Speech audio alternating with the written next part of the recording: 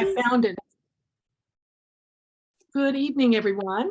We are here tonight for the League of Women Voters of Florida's Clean Energy Action Team meeting on April 19th. We are very lucky to have two very impressive champions of sustainability here tonight. But before we hear from them, we're going to have a quick report from Solar United Neighbors' very own Julia Hurst. She's going to bring us up to date on what's going on with solar. Julia. Hi, everybody. It's so nice to see you guys. We work throughout the year and periodically, so I only get to fill in for heaven and see you folks. So a lot going on, but probably most of the stuff you already know, and I'm super excited for these speakers. So I will go talk really fast. If you don't already know, Solar United Neighbors is a nonprofit. We sort of structure even our report outs with, we help people go solar, join together and fight for energy, right? So I will talk with about the co-ops, which is our main way of going solar. So what's open, what's closed. We have Southwest Florida, which was postponed because of Hurricane Ian, actually is going very well. It's Lee and Collier County. It's actually closing to signups on April 30th. So we're in our last call with that, going splendidly. Keys has an installer selected, so that's all Monroe County, and they already have signed contracts, so that's moving great as well. And Miami 2023 is open, and we're actually receiving bids for installers, so our real co-op world is busy this time of year. Coming up next, you all may or may not know about Ready Set Solar. That's a guided education program for nonprofits, particularly faith-based municipalities and other nonprofit organizations, due to the expansion of the Inflation Reduction Act and the direct pay. Way to learn about all kinds of incentives and how you can go and help your nonprofit save and direct all that money into your core services and mission and value. So that opens on April 30th with a kickoff, and I'll drop some links into the event and send them to your folks later for follow-up message. We've got Orange County Co-op opening in June 5th. So any kind of connections, send them our way so we can help get the word out. And Sarasota and Charlotte County, Gulf Coast Community Foundation has funded us again. And we're happy to actually cover Charlotte. So that's a rural county that was hard hit by the hurricane as well, that we'd love to build some partnerships if you know anyone in that area. Outside of the co-op, Go Solar, we're really excited. The REAP grant, Rural Energy for America program, has grants for going solar. It was just up to 40 to 50% grants for the project. So that's for ag businesses or small businesses in certain rural programs. So we have a great guide, we have a great webinar. We're really here to help people find out about that way to go solar. Certainly IRA expansion with the municipalities, and there's lots of adder rebates for things like low and moderate income. So it's really aligning with all our equity issues and clean energy and investment and economy. We do have a film series that's out this week. If you haven't already signed up, How to Power a City. If you want to have a little powwow or a film screening with your friends, I'll drop that link in as well. And then I know you all have Earth Day and Drive Electric, week, month, day events. So thank you always for boosting that. Here's an EV. Hey, you can also power it on sunshine from your home solar or any other connections to solar on Earth Day events. And then advocacy, I'm sure you're all very busy in legislative session. We are mostly working on, it's HB 195 is moving through the House, Senate Bill 178 seems to have died. It's about exempting solar storage and generator costs from that capital expenditure, from that per pupil spending cap for new buildings, since schools are so often used as disasters and shelters. So we're working to try to get that in that bill. This is the third time we're making a little more progress in that, but that's what we're focusing on legislatively. Any quick questions? Can I ask one quick question? Yeah. It's Susan from good to see you. How Hey, are you? Julia. Great to see you. Regarding SB 178, we've tried through, just real quick question. We've tried through Senator Perry, and I have, my head's killing me from banging it on the wall. At this point, would you recommend that we go to Senator Pasadomo directly? I don't know how this works. Can a House bill just suddenly pop up on the Senate floor without going through committees? I really am not, this is not my forte. So I'm trying to work with our policy person and Heaven, who's out right now. And she's keeping them. I don't have the two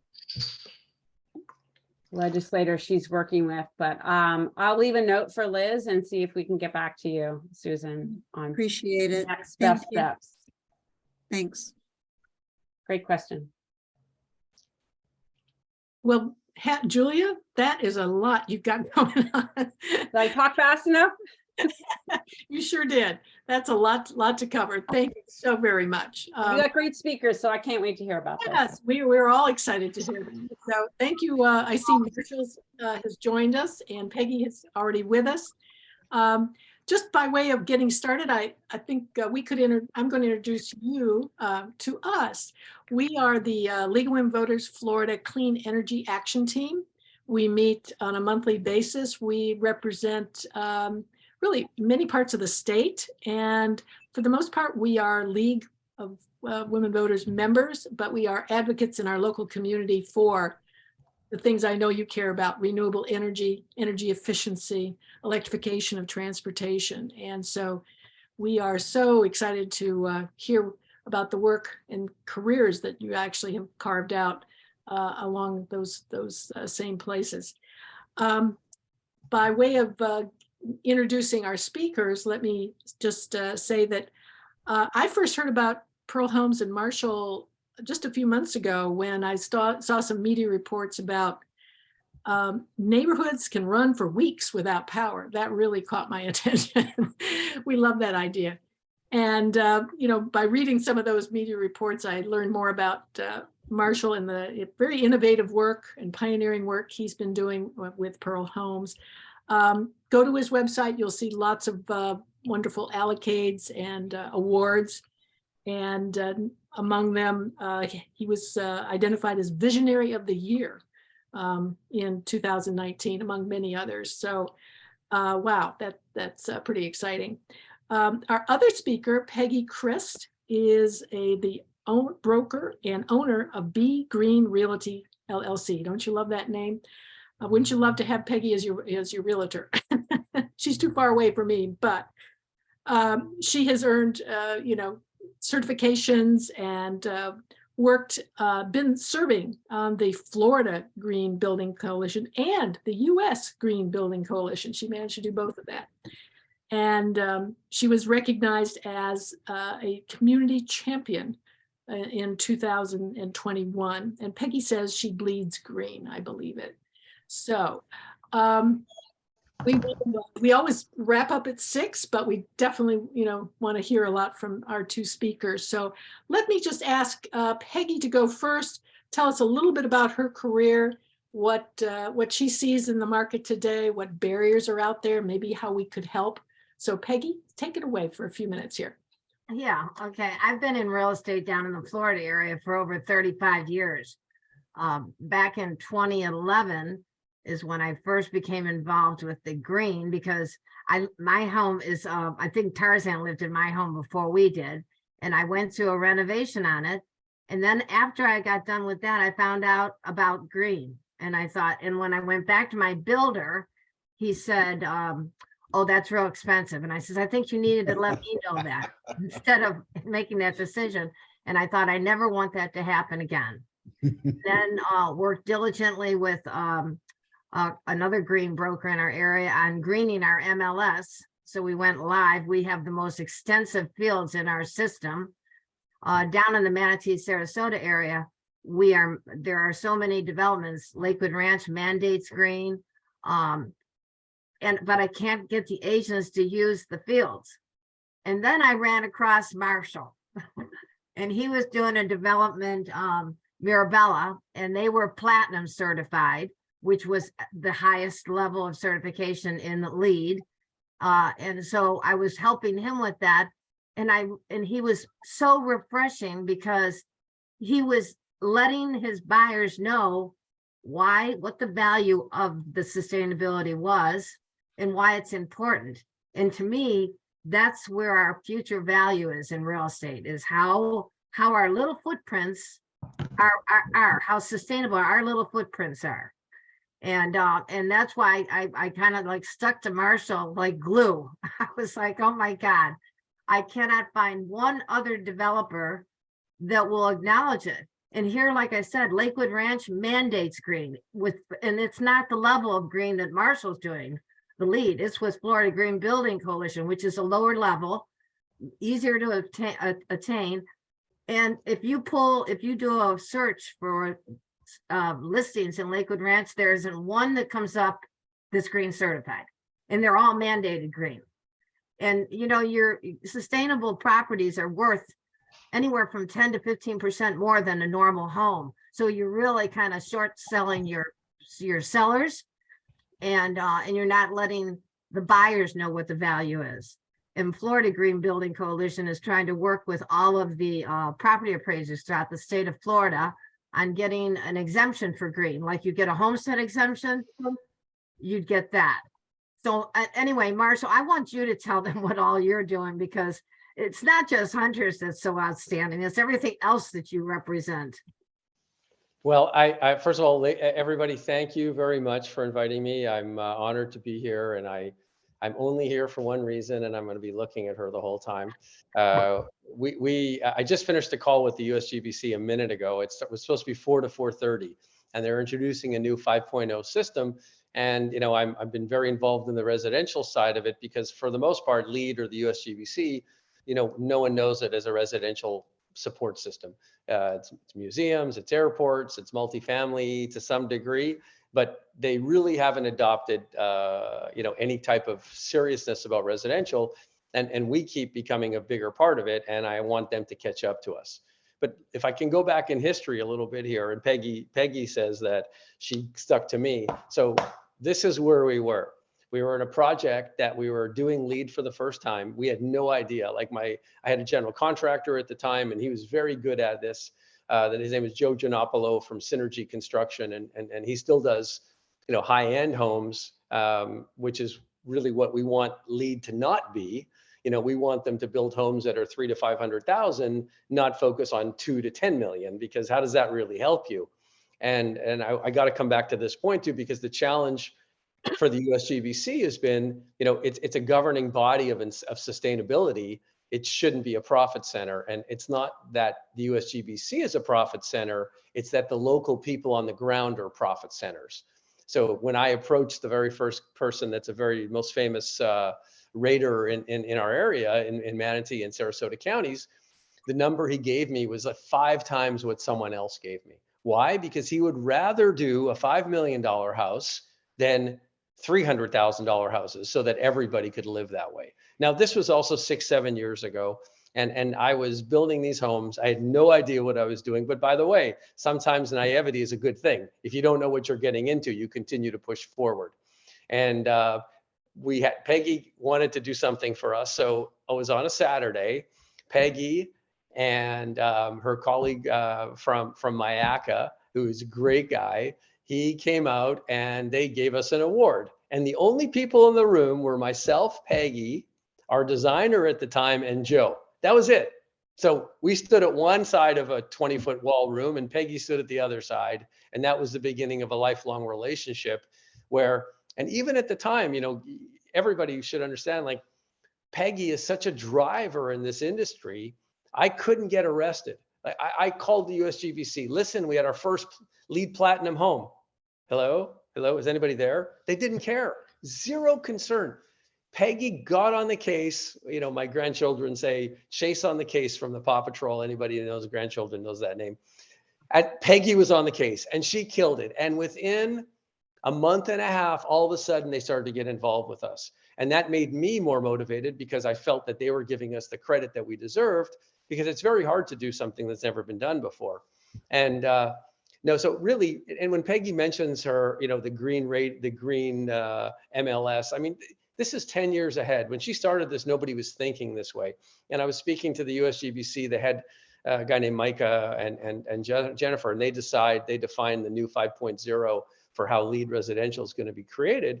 And I told them, we've come so far, and still, there is a long way to go, but residential isn't a priority. And what Peggy did with MLS is like, I said to them, hey guys, 8 years ago, we were like the nerdy green people, and now we're the cool people.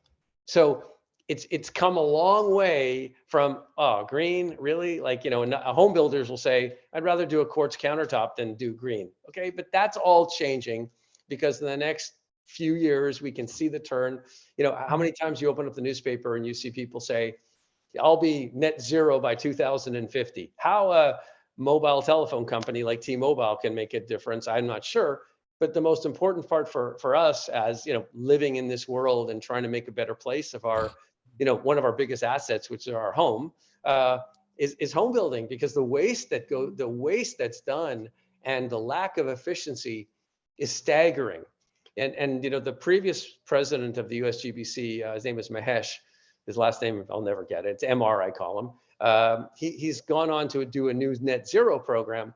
But before he left, we sat before COVID, we got together with 20 people and we said, okay, we know what we can do for new home construction. That's easy. Not really, but that's easy. But what's the biggest challenge? Existing homes. Because think about it, existing building, existing homes, there's trillions more of them, and we have to figure out how to address that. What I'd like to talk to you today about is like how we, with Peggy's support and help that gave us the credibility with the USGBC, where we've gone from there. So our first community was called Mirabella. It's in Northwest Bradenton, and we did the first 2 model homes. Do we lose him? Marshall, you're muted. We can't hear you. We can't hear you, Marshall.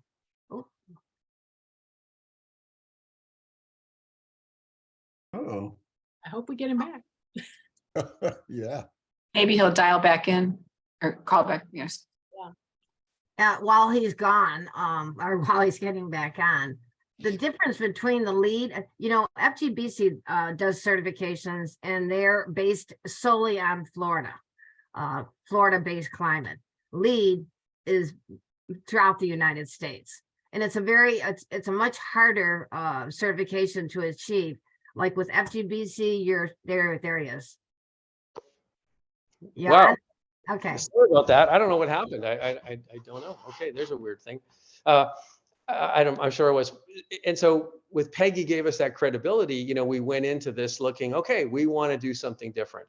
And I called a friend of mine that was really a leader in home building. I went to college with him, and he's Meritage Homes, which was one of the very first national builders to really adopt years ago, before anyone did it. You got to give the guy a ton of credit. He started to do green before it was even considered. And I called him up and I said, hey, Steve, I'm in Tampa. Can I take a look at one of your communities? And he said, go in there and do whatever you want. So we took pictures, because we had no idea what we were doing. And there was not a lot of leadership from the USGBC at the time to support us. So we really went into this naive, like eyes wide open, like deers in headlights, but realizing that this was something important to do. And when I asked other builders, hey, I'm considering doing LEED, when every single one said, no, whatever you do, don't do LEED. I figured, oh, why? Why? Because it's verification. Peggy talked about Lakewood Ranch. Yes, it's great that I'm not knocking anybody, because anything green is good. And by the way, we should all have such troubles like Lakewood Ranch as far as growth and success. But, we really took what can we do different to make a difference? And so we said, okay, we're going to reach for platinum. And there was a, if you follow the rules, it's doable, but it's a lot of work, because, during the construction of a home, you have third-party inspectors coming 10, 15 times to make sure you're actually doing what you're doing. And at Mirabella, I have a really great story of this lady. Her name was Barbara. And Barbara this was 5-6 years ago, although everybody 5-6 years ago realizes do not lay in the sun and tan yourself brown. It's probably not very healthy. She was wearing a bikini at 70 something. And that was also, she was running after me, and the mayor of Bradenton was there talking to me. And she came, honey, I got something to talk to you about. I went, oh, Barbara, what's the matter? Right in front of the mayor. That nice young man, and she's pointing to an inspector, he told me that you missed some insulation in our roof. And I said, okay. I said, Barbara, you want that. We want third-party verification post-closing to make sure we did everything we said we were going to do. And I think why that's so important is that, we're not putting paper up in the insulation in the roof. We're putting the foam, we're putting the rigid board, we're putting all the components in that make the homes truly sustainably efficient. And I think from a Mirabella perspective, when we were explaining to home buyers, because nobody really had any clue about any type of sustainability at the time, I used to use my Walmart cooler story where I said, imagine a Walmart plastic cooler. If you cut a circle in it, you'll see plastic, styrofoam, and plastic. It keeps the cold air in and doesn't let the hot air, other way, keeps the cold air in, doesn't let the hot air in. And we've really taken that and said, and with the success of Mirabella, which, I don't know if the home prices really were increased due to more than market demand. We're very proud of the LEED certification, and we do think it's like a 15 to 20% increase in value on resale. And it was a great experience because there's so much work to actually be able to get a home LEED certified that I'm talking to the USGBC about, well, it's good for us because we go through the hoops, but we really want the whole world to do this. We don't want to be the only ones. How much can we do? We're a small company, a local company. But if we had a national come, and I'll talk about why nationals have been coming over the past 6 weeks to see us because of our next project. But it was, the early days are so important because the early days make you realize, all of us here have a little bit of gray hair, is that what was and how things have changed over. Actually, I don't have any hair on the top of my head, but yes. So some hair. Peggy, you got great hair. But it's changed so much. And when I told the people, the USGBC people just now, that we were green nerds and now we're heroes, and really that's happened. And what we're doing at Mirabella, how we left things was we did 158 homes, 160 total, 158 we actually did LEED. So we were 100% LEED platinum in the 158 homes. Unheard of, never been done before. It's not that hard. It just takes work and effort and real consciousness to do the right thing. And it also helped that we had the same home over and over again, which creates a scale of efficiency. But our challenge and our goal was to be able to make sustainable living affordable, because anybody can buy, make a $10 million home. Like you could put gold foam insulation if you wanted to overspend. The key is, how do you have average people, which now the average price is not 300 anymore. Let's say it's 400, 450. How can you put people into a home like that, new construction, that's sustainable? That's the challenge. That's what we want. That's what we want the nationals to do. So we embarked upon our next project, which was where I am sitting now in one of the only model home at Hunters Point. And we were challenged by the president of the USGBC. And there's a great video that I could share with you, Peggy, and you can distribute it.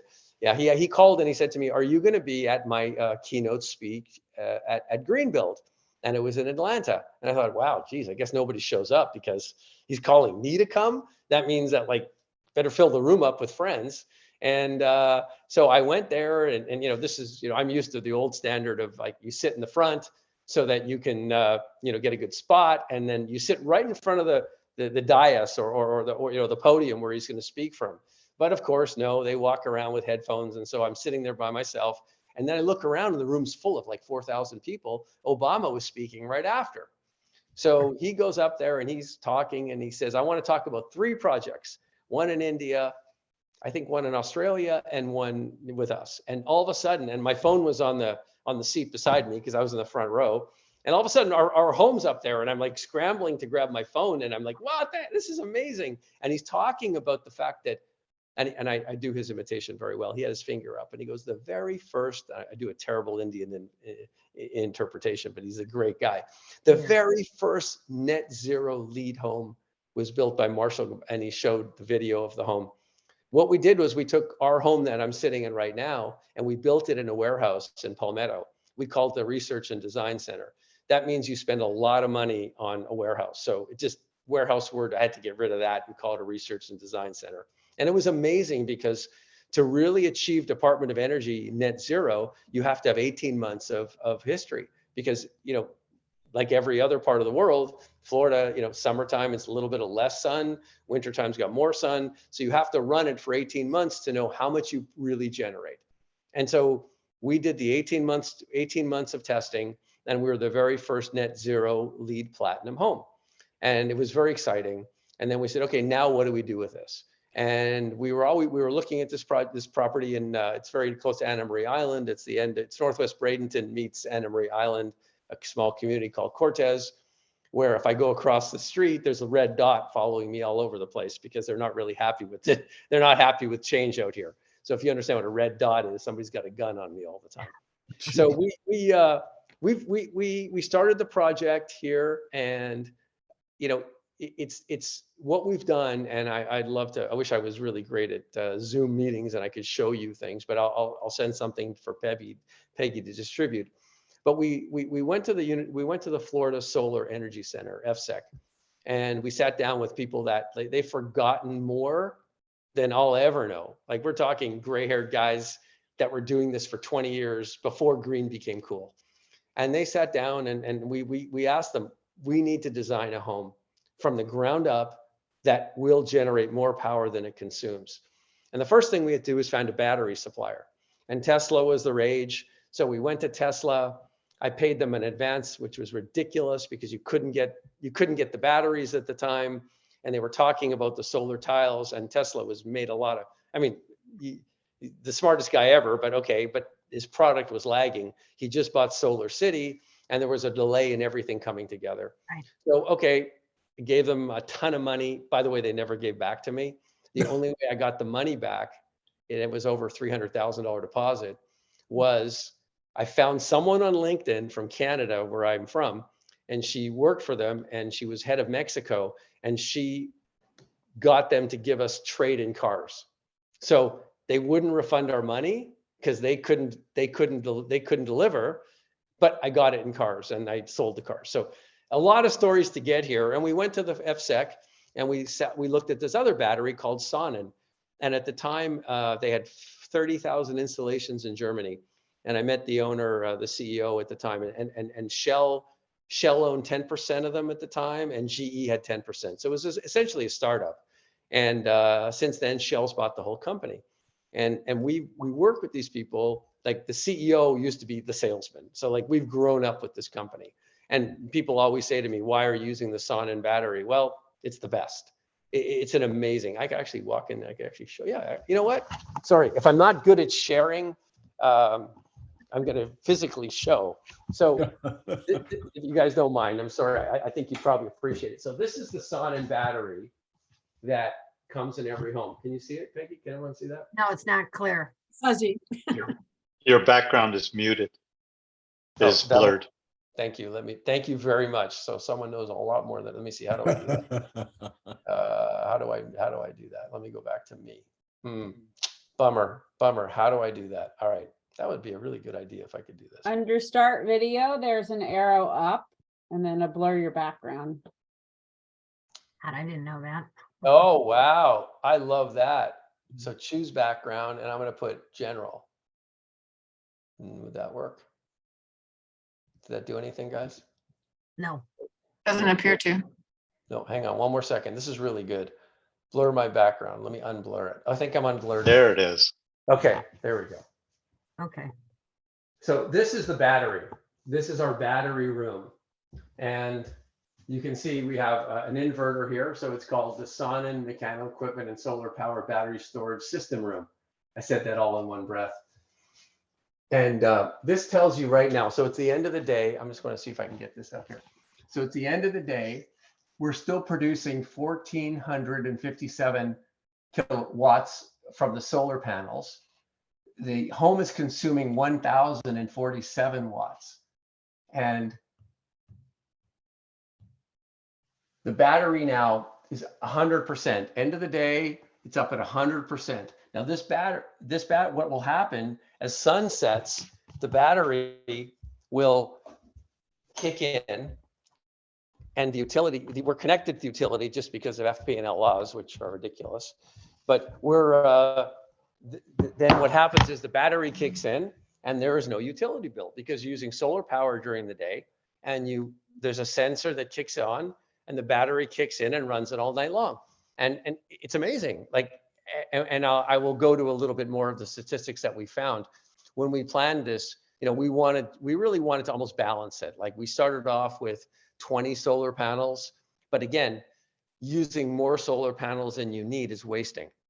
So we, you know, even though it's not a cost issue, if we buy 14 solar panels, PV panels, that's less waste we're creating in the world. Even though they're not made in America, wherever they're made, it still reduces the waste. So we're down to 14 solar panels. The 14 solar panels fill that battery up and run this home all the way through the night. So in the morning, when the solar panels get some sunlight, goes right back to charging the battery and running the home. And we found now, after people have been living in these homes for the last 3 months, we've generated over 35% more power. We've generated more than 30% more power than we expected. And what's going on is, thanks to the governor, you know, he made FP&L go to net metering, which means that if you owned this home a year ago, anything you put back to the utility, which I think everybody knows this, you'd be paid 2 cents a kilowatt. But when you buy the power from the utility, you're paying 12 cents a kilowatt. So why in the world would anybody put solar panels on their roof? No reason whatsoever. So now unfortunately, it's not a monetization. What's going on is, like, if a homeowner would use 100 kilowatts and sell 100 kilowatts, what they buy it for and what they sell it for is the same price. So it's a break even. So there is no, except for the standby utility bill that the FP&L charges every month, there is no utility bill for the home. And so, it's cool, and you know, everything runs beautifully, and you don't even know what's going on. And in the instance that for some reason there was any type of failure, but the battery itself is like your, I do a lot of these analogies, but it's like your remote control. You don't have one battery in your remote control, you've got 6, or if you have a really big remote control. So we have 12 batteries inside the battery itself. So if one battery fails, you pull out the battery, replace it. And we can see everything that's going on in the community. We can tell who's power surging, you know, who's managing their power. And we've really been able to, you know, create, you know, a new paradigm for people to understand. And we're evolving through this as our information is, so that we can actually say to people, you know, this can be monetized. So when, you know, there's 25 other states right now that we would be able to store. Like, for example, FP&L goes all the way to South Florida. Now, if Brian in South Florida has solar panels, at nighttime, there's nowhere to store that power. It goes right into the ground. There's no use of that power. It's an absolute waste. Batteries are the future. So our community will be a virtual power plant one day, where FP&L will take Brian's power that is about to go into the ground and give it to us to store overnight in the homeowner's battery and take it back in the morning. So that power is mobile. And what they'll do is they'll pay the homeowner for storing their power. So now the community becomes a virtual power plant. And this is really a great thing for us. And my original plan, if FP&L played along, was to put the capital cost of the equipment and the solar panels on the HOA. And why would I do that? Well, the reason why is because everybody's HOA always goes up. And I thought that would be, what a great way, if you start off at $300 and the utility now compensates you $50, $60 a month for monetizing your battery. Now we're able to actually, you know, have no utility payments, no HOA payments. So I went to FP&L just before we decided to, like, lock into where the equipment, who would own the equipment. And I got nothing. I didn't see a ray of light that they were going to go ahead and let us, like, let the homeowner monetize the battery. They're just letting the power go out the window. So we left it on the homeowners, and the homeowners are very happy now, because at the end of 2022, the homes that closed, they almost got a $30,000 ITC credit for all the components between the roof, the steel, the standing seam roof, the solar panels, and the battery. They were able to get a 30% ITC credit, which was really great, and they're very happy with that. I could talk about challenges all day long, but I'd rather talk about the success of it, so that more people that can talk about it. So we're very open. We've had you know, I'm getting really great PR and great media. And we always say, builders come, we won't charge you anything. I don't want to charge, I don't want, profit companies for profit to come to learn, but builders so that they can say, okay, it cost me this much money, but look how much, we're able to make a difference. And making a difference is like one thing that we just found out. I have notes here. I'm not even looking at them because I'll go all over the place. If I get lost, Peggy, bring me back somewhere. But what's amazing is in our March on one of our homes that we're watching very closely. That's because we have to make sure who's there 30 days a year to give us 30 days of the month, to give a statistic. If someone's not there, it's not fair. And everything we do is we really want to know the real deal. So from March 1st to March 31st in this home, we generated 35% more power than we expected. The monetization to the homeowner, if FP&L would play, would be about $75 for that month. And the CO2 that we didn't put out because we maintain and do not use utilities power is equivalent to planting 14 trees. So not planting them, but the benefit of CO2 of 14 trees in 1 month. So we're going to try to get that to 16. 16 times 86 times 12 is a lot of amazing positive CO2. And you don't usually say CO2 in a positive way. But what we've been able to do is, I'm sure you're familiar with HERS ratings. And so at Mirabella, our last community before this one, we were really good, but we didn't have solar panels, we didn't have the battery, but we were really insulated very well. And we killed it all by coming up with a 62 HERS rating, whereas a new home construction would be 95 to 100, and existing homes that are 30 years old are 140. Our HERS rating on this home is -13.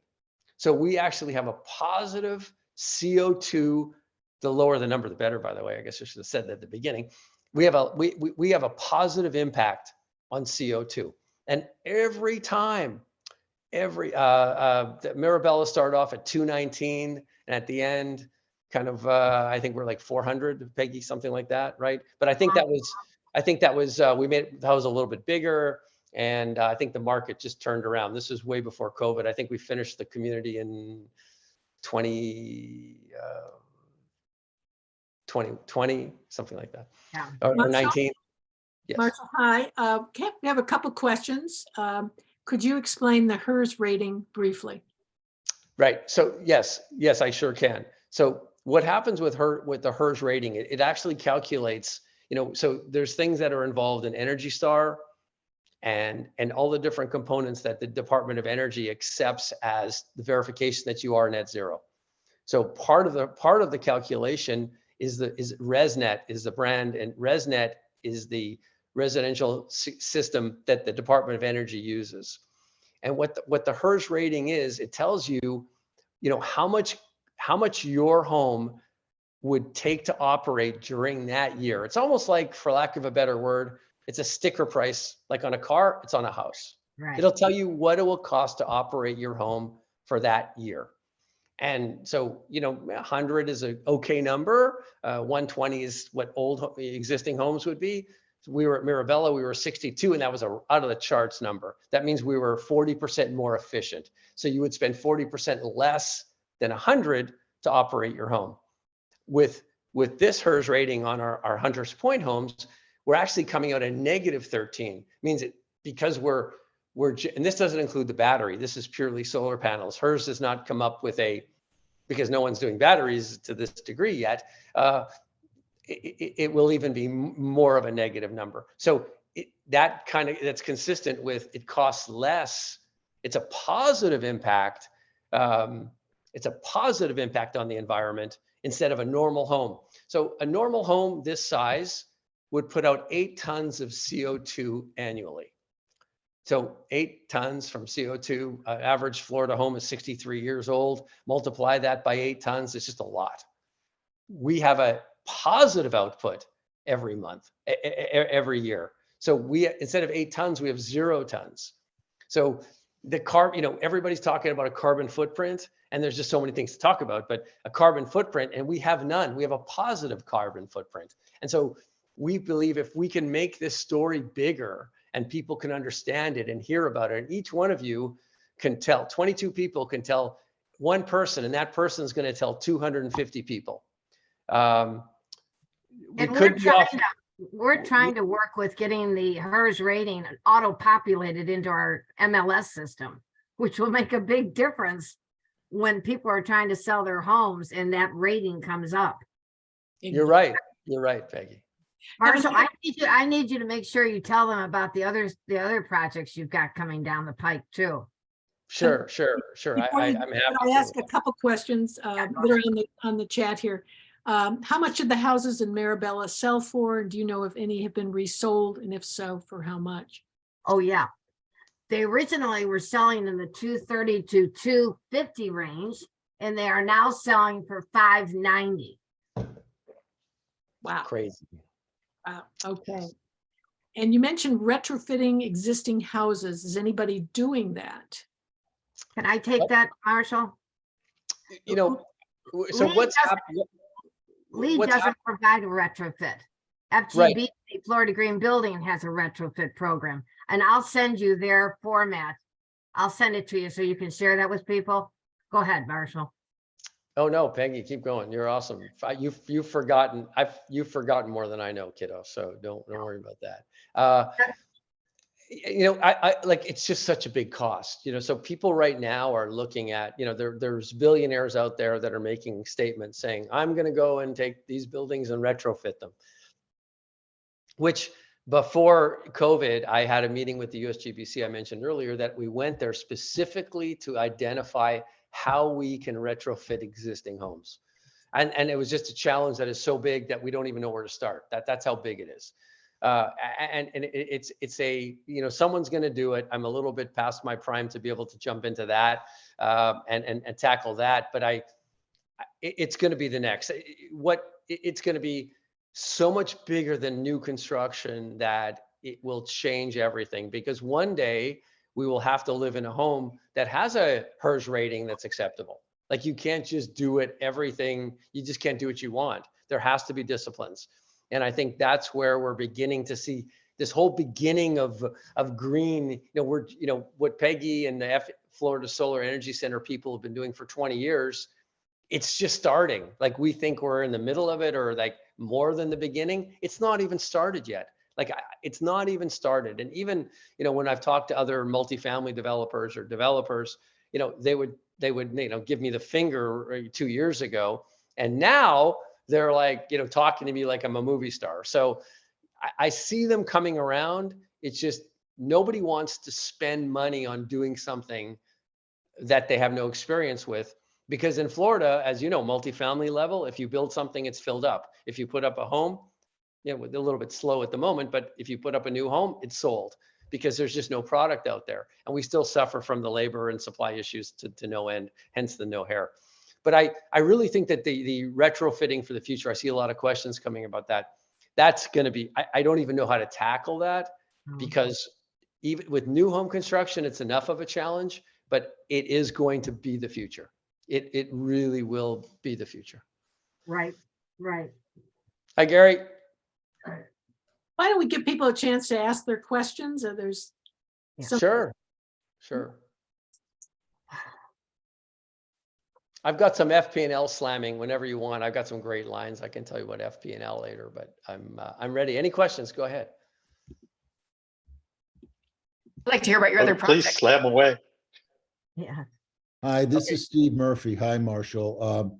I have a question. I remember talking to you 3 or 4 years ago, and you were talking about Hunters Point, but you also were talking about building moderate income apartments that were sustainable. I'm wondering where you are with that.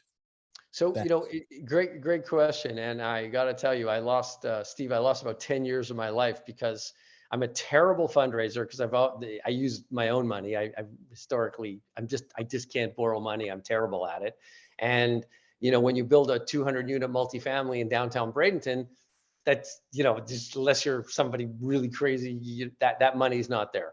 So it was great. You know, we had the project. There was an RFQ that was done by the city of Bradenton, and we won it. and we were going to get to work, and then COVID came. And what happened was anyone that was considering investing said, hold it, aren't people like don't have to pay rent? And who's going to finance it? And like all of a sudden, like multifamily was the worst thing to do because like no one's paying rent. People can live without paying rent. So we got through it. And I'd love to show some shots, but the building, I'll send them to Peggy while we're talking. So the framing's completely done. It's on 14th and it's on 14th in downtown Bradenton, which really it's an opportunity zone, which was a terrible area. When I used to bring lenders out to show them the property, I'd have to have somebody go out an hour and a half before and get all the tents off the site. Like it was just homeless people living there. And and what it's done for the area now, like it's called the Village of the Arts for anyone that's not familiar with the area. And so we've, they were pushing back, and I was saying, why would you guys push back on this? You're gonna have 300 people living here. They're gonna come buy all your products, all your art, all your restaurants. Like you want this, and it's really turned around. They've completely turned around. We've changed our logo to make it a Village of the Arts, artsy looking logo. So we've kind of come into their community, and so far, if I was any good at screen sharing, Steve, or I'll send them to Peggy and she can send to you. But it's up and impressive and amazing, and it's workforce housing. And we can thank Mayor Brown and the CRA for the city of Bradenton that had the foresight to do that, because at the time, when you think about workforce housing, it's normally 60, 80 units. We have, and usually a certain percentage of them are under a LURA, it's called, which is a land use restriction agreement that says that you have to charge this rent. So it's a percentage of average monthly income, and that was the city worked with us very closely, and we have we've got 199 units. We expect to have the first rentals in Q3 this year, and it's pretty great. It really is great. It's dense. It's on 3.3 acres. It was the old Manatee Inn site, if anyone's familiar with that. And it's up and it's beautiful. So, we hope that this is a trend for the future, that, people will be able to be more efficient, smaller. Like we're not that small, like an average 2-bedroom would be 1,450. And so we're like 1,200. And what's it called, Marshall? Epic? It's called the Met. The Met. Yes. And it's right on 14th Street. It's actually on the street, literally, like there's no sidewalk because we took every single inch, and 2 great buildings. And we did a really interesting water system, a Coltech system that would allow us to have more use. It was expensive, but it keeps all the retainage underneath, so you don't have to have open space. So that is going great. And we're very happy. I mean, by the time Q3 rolls around and we actually open, it'll be very exciting. But every day I drive, it's out of my way, but I go by it every day home on the way there. And it's just 5 stories of workforce housing in the city of Bradenton is something that I'll never forget, right? It's just, it's that great. I don't know if you guys are all aware though, but Manatee County as a government is platinum certified in sustainability. Unbelievable. The only county throughout the entire state of Florida. Sarasota is gold. Both the cities of Bradenton and Sarasota, way on board. We are so postured for sustainability that it's not funny. And that's why I want everybody to be more on board with what Marshall's doing, do an affordable, so that people can afford to live the greener life. They don't have to be wealthy. He's providing a product that will let them rent and enjoy the sustainability. Right. And I think renting is the future. Like our next project after this will be a single family rental community.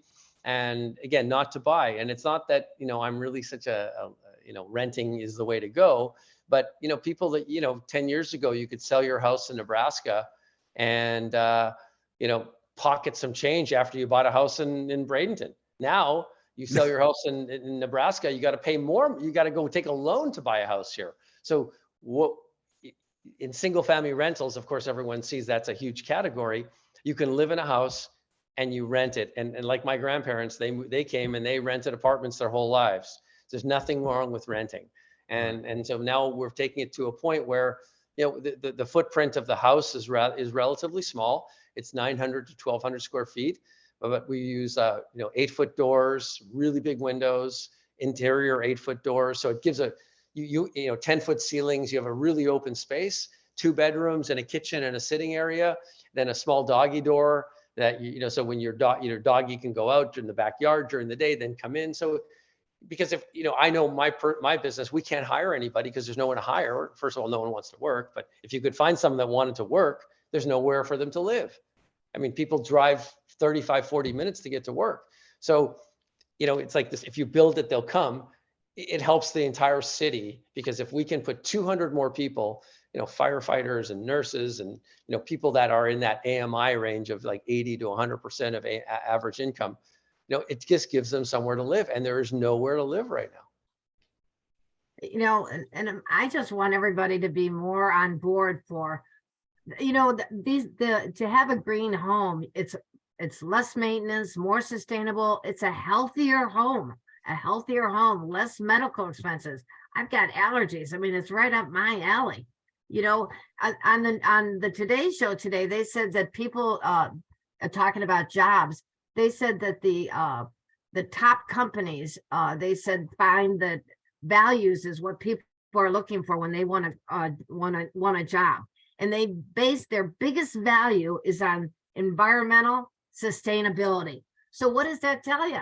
That's why Marianne and I talk about this all the time. I don't know why it's so difficult to people to jump on board. That's why it's so refreshing to sit in front of a group of people like you that understand it. I mean, that's the way that's our future. So we've really all got to get on board. And like I said, Marshall is one of the outstanding. I've come across my background's in development. So I run across all the developers, all the builders. I can't get them to focus on letting the people know what they're building for. What are you giving them? So that they know they can make their homes greener. That's why I wish LEED would do a retrofit.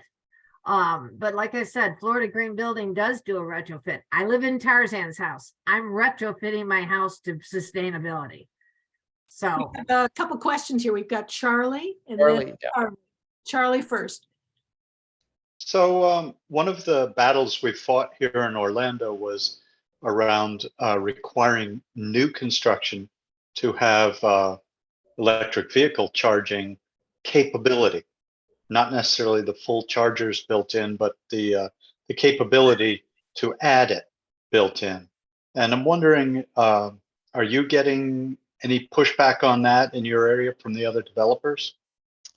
Good, it's interesting. So when we sold the homes, or we came up with the first homes, and okay, here we're ready to go, and this is what you get. We had the capability, so we had the power, because it's a different adapter. It's like a washer and dryer a plug. So we had the heavy power, ready. And then I said, what? It's just not complete. How do you complete it? We'd put Tesla chargers in every single house. So the rapid chargers, they cost us like $600, Wow. but every single house has the Tesla charger. So I thought, great, what are people going to do with them? And as I look around, I can see 4 garages with Teslas in them. And other people will have, it's just great to see, because, I don't love it because it draws a lot of the battery power, because a car takes a lot to charge, but it charges them. It's a rapid charger, 2.5 hours they get charged. But I kind of felt that, and when you smiled the same way, like I thought, yeah, it's good that we have the availability, but it just wraps the whole package up if there is an existing rapid charger, Tesla charger right there. And we even noticed a couple of days ago that at one of the homes, there was a spike at 7 a.m. every day for like 20 days. So we called the owner, and he had his charger going on at 7 a.m. on every day. So we said, please do it at night. Like it's less costly.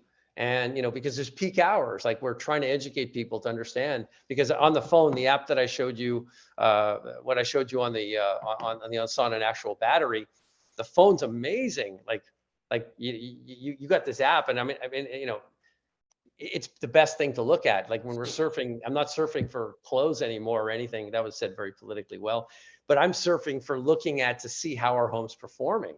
because it's just like to know how much extra power you generated during the day. And then we see if there's a problem or if someone's charging, if they're doing things at the wrong time. And it's hard to take people to take them to say, well, they want a heater in their pool. No, sorry, we're not putting freaking heaters in these pools. If we'll put a solar heater in, but I do not want, to compromise integrity of the home. And, at the very beginning, then we had people saying, well, why don't you put a gas oven in? Because that's going to take away a huge power consumption. Our HVAC system is amazing. We got the mini split Mitsubishi that uses 1/3 of the power of any other HVAC system. And when it came down to, the power, the consumption, like we're watching it and we're trying to educate people, like, no, you can't just, so we're putting governors on when we do a heater for a pool and it is solar, we're making a direct connection and it can only be a certain temperature and go on at a certain hours. So and we're making those restrictions on people because, the whole idea is that like they need to live in a conscious environment, and you can't just go on and, I try to explain to them that, you just don't come here and turn the power and leave the air on freezing forever. But the beauty of the house is the insulation, and we have a video, which we just shot yesterday because we want to explain the house. And so you can't have a real estate salesman explain it because, next thing you know, they're getting free Girl Guide cookies every week. It's not. Marshall, we have one more question from Carol. Okay. Hi, Carol. Hi, thank you. It's actually two real quick questions, but just whatever you can share. One is from a policy perspective, how to incentivize good development. I'm always a bit, we always seem to be fighting against the bad kind. The second question is probably a quick one for you. Are there, extra, like, do they come in and knock down trees and add turf and things like that? Or is there an environmental perspective in the setting of the homes? Yes. So let's answer your last question first, because I remember it the soonest. At Mirabella, we did a lead home. At Hunters Point, it's a lead community. So every single component of from dirt to irrigation to how, we have construction bins that say, wood only, concrete only, siding, so that like all the trash goes to different locations. It costs us more money, but the markings on the waste take it to a different location. So we're not only cognizant of like after living in the home, but how the home got built. Like how can we reduce the waste the most we possibly can? And in regard to like, 3 years ago, just before COVID, there was an RFQ from the state of California, their very first state land workforce housing RFQ. And we went in and we won it. And the problem was that they promised all this money that didn't exist. And so even that, like now, I don't know if you noticed the Florida legislature passed, incentives for workforce housing, which is great that they're doing it.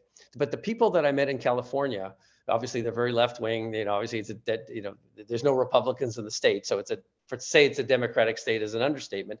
But the key people that worked in Newsom's office are all running HUD now, and they've been leaving because there is nothing to show for what they've promised. Like where is the support? Where is the money? Where are the things to offset these increased material costs that we have? Where is the additional labor that nobody wants to have here? So, Carol, the answer is there's been no support. They talk a great story because they're politicians, but there's been no money, even from Biden's government, the talk about, we're going to have, there's nowhere for anyone to live. Well, we know that. And there's a lot of empty office buildings. And those aren't really, from a sustainable point of view, easy to transform into somewhere to live. But it's better than living on the street. And it's better than living where there's nowhere to live. But even the simplest support is not come. And but there is from, like locally, the counties like Sarasota and Manatee have green on fast track. When you're doing green homes, your permitting process is automatically put on fast track, which is kind of an incentive from the builder standpoint. Well, you know, Peggy, I'll tell you what it does. It gets things moving a little faster. You know, like you get like for the Met, for example, you know, instead of 9 to the acre, we got 57 to the acre, right? Fantastic, right? And that was great, but we still paid for everything ourselves. And the city was amazing though. When we ran into this huge escalation of lumber costs, I went back to them and I said, look, I need help here. I don't want money from you, but when this is built after year 5, because we'll be paying taxes for the next 100 years, well, few years, you know, we want like reduce our tax so that we can pay for this additional, because this is when lumber went from, you know, 160 to 1400. And then we were like, and this building is made out of lumber. It's like, I was like, I couldn't jump out of this floor because I just hurt myself. That's how bad it was. But I really, you know, to Carol jump up, there's not enough.